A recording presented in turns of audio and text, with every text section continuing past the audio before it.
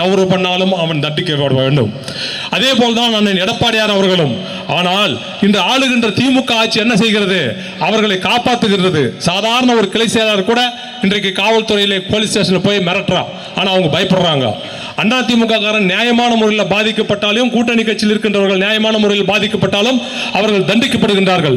அதற்கு காரணம் என்னவென்று பார்த்தோம் என்றால், இங்கே தலைமையாக இருக்கின்ற, எனக்கு முன்னாலே பேசிய சரவணன் குறிப்பிட்டது போல, மாவட்ட கண்காணிப்பாளர் அவர்கள் இன்றைக்கு திராவிட முன்னேற்ற கழகத்துடைய மாவட்ட செயலாளராகவே இங்கே பணியாற்றி கொண்டிருக்கின்றார். மாவட்ட செயலாளராக பணியாற்றுகின்ற காரணத்தினால்தான் அவர்கள் எந்த தப்பு பண்ணாலும் அவர்கள் காப்பாற்றப்படுகிறார்கள். தப்பே பண்ணாதவனே அதுக்கு பதிலாக அந்த தப்பு செஞ்சதாக கொண்டு போய் உள்ளார ரிமாண்ட் பண்றாங்க. அந்த நிலைமை தான் தருமபுரி மாவட்டத்தில் நினைச்சிட்டு இருக்குது. காரணம் என்னன்னா, இந்த கூட்டணி அமைஞ்சிடுச்சு. இந்த கூட்டணி அமைஞ்ச பின் எடுத்து சொல்லி மக்கள் விரோத ஆட்சியாக நடந்தது என்பதை எல்லாரும் சுட்டிக்காட்டினார்கள். ஆக அந்த திராவிட முன்னேற்ற கழக அரசு தூக்கி எறியப்பட வேண்டிய அரசு என்பதற்கு பேசிய தலைவர்கள் அத்தனை பேருமே அவர்களுக்கு ஒவ்வொரு கருத்துக்களை எடுத்து சொன்னார்கள். நாம் எண்ணி பார்க்க வேண்டும். இன்றைக்கு சட்டம் ஒழுங்கு சீர்கட்டு இருக்கிறது என்ற தலைப்பின் அடிப்படையிலே எல்லோரும் பேசினார்கள். சிறு வயது குழந்தை, 2.5 வயது குழந்தை முதல் வயதான முதியவர்களை பாலியல் தொல்லை கொடுத்தவர்கள் எல்லாம் யார் என்று பார்த்தீர்கள் என்றால் திராவிட முன்னேற்ற கழகத்தை சார்ந்தவர்கள் தான் என்பதை நிரூபிக்கின்ற வகையிலே தான் இன்றைக்கு அத்தனை பேரும் பேசினார்கள். ஆனால் நீங்கள் எண்ணி பார்க்க வேண்டும், இங்கு தமிழகத்தை ஆண்டு கொண்டிருக்கின்ற திராவிட முன்னேற்ற கழக ஆட்சியில் இருக்கின்ற முதலமைச்சர் கையில் தான் காவல்துறை இருக்கிறது. அதே காவல்துறை தான் இதய தெய்வம் புரட்சித் தலைவர் அம்மா மறைவுக்கு முன்பாக வரை கையில் இருந்தது.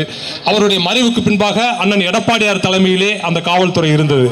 ஆனால் அன்றைக்கெல்லாம் சட்டம் ஒழுங்கு எப்படி சீராக இருந்தது, இன்றைக்கு ஏன் அந்த காவல்துறை அதை சீராக வைக்கவில்லை என்றுதான் நீங்கள் சிந்தித்து பார்க்க வேண்டும். இன்றைக்கு திராவிட முன்னேற்ற கழகத்தை சார்ந்தவர்கள் செய்கின்ற அத்தனை தப்புமே இன்றைக்கு தண்டிக்க கூடாது என்ற வகையிலே, அவர்களை பாதுகாக்கின்ற வகையிலே தான் திமுக ஆட்சி நடந்து கொண்டிருக்கிறது. அவர்கள் இன்றைக்கு முதலமைச்சராக இருக்கக்கூடிய அவருடைய இயக்கத்தில் இருக்கின்ற அத்தனை பேருமே பாதுகாக்கக்கூடிய கட்டத்துக்கு அவர்கள் தள்ளப்பட்ட காரணத்தினால்தான் இன்றைக்கு மக்களுக்கு அவதநிலை ஏற்பட்டிருக்கிறது என்பதை நீங்கள் எண்ணி பார்க்க வேண்டும். அதற்கு பல்வேறு உதாரணத்தை எல்லாம் சொல்லலாம். இன்றைக்கு கஞ்சா புழக்கம் என்று சொன்னார்கள்.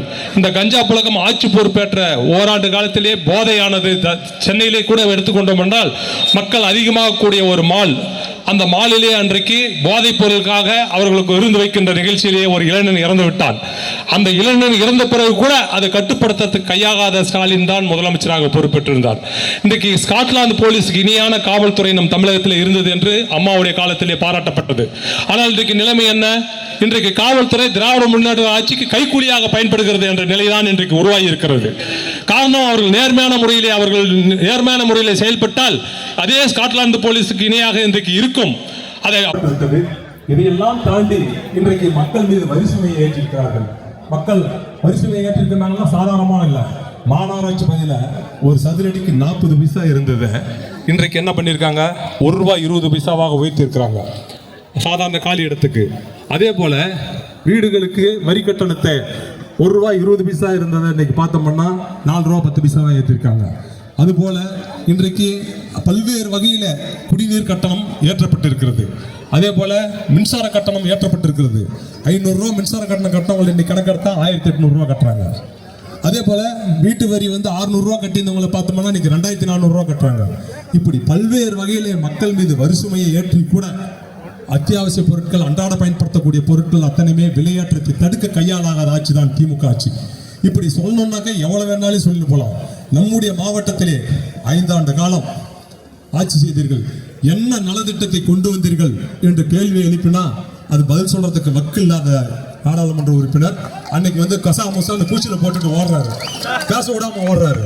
நம்மளால அம்மா அவர்கள் கொண்டு வந்தது எத்தனைக்கு நீங்க ஸ்டிக்கர் ஒட்டினீங்கன்னு நம்ம சொல்றோம், எத்தனை திட்டம் கொண்டு வந்தது நடைமுறைப்படுத்தலன்னு கேட்கிறோம்.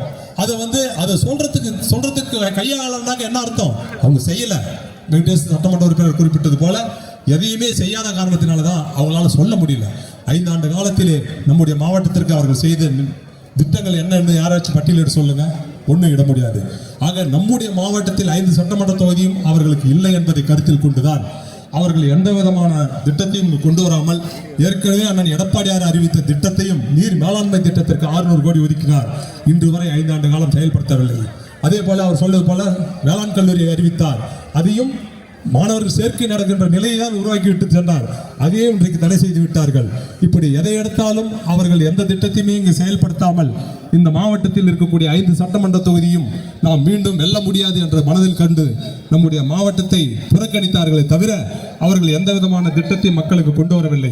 ஆகவே வருகை தந்திருக்கின்ற அத்தனை பேருக்கும் மாவட்ட கழகத்தின் சார்பாகவும் தேசிய ஜனநாயக கட்சி கூட்டணி கட்சியின் சார்பாகவும் நம்முடைய தருமபுரி மாவட்டத்தில் இன்றைக்கு விடுபட்ட திட்டங்கள் எல்லாம் மீண்டும் நீர் மேலாண்மை திட்டம் முதல் கொண்டு செயல்படுத்த வேண்டும் என்றால் வரக்கூடிய தேர்தலிலே தேசிய ஜனநாயக கட்சியின் சார்பாக 5 சட்டமன்ற தொகுதியில் யார் யார் வேட்பாளராக நிற்கிறார்களோ அத்தனை வேட்பாளர்களையும் நாம் ஜெயிக்கக்கூடிய வகையிலே வருகை தந்திருக்கின்ற அத்தனை பேரும் பணியாற்றி வெற்றி பெற செய்ய வேண்டும் என்று இந்த நேரத்தில் கேட்டுக்கொண்டு கண்டன ஆர்ப்பாட்ட உரையை எழுப்புகின்ற போது ஒட்டுமொத்தமாக அனைவரும் அதை எழுப்ப வேண்டும் என்று கேட்டுக்கொள்கிறோம்.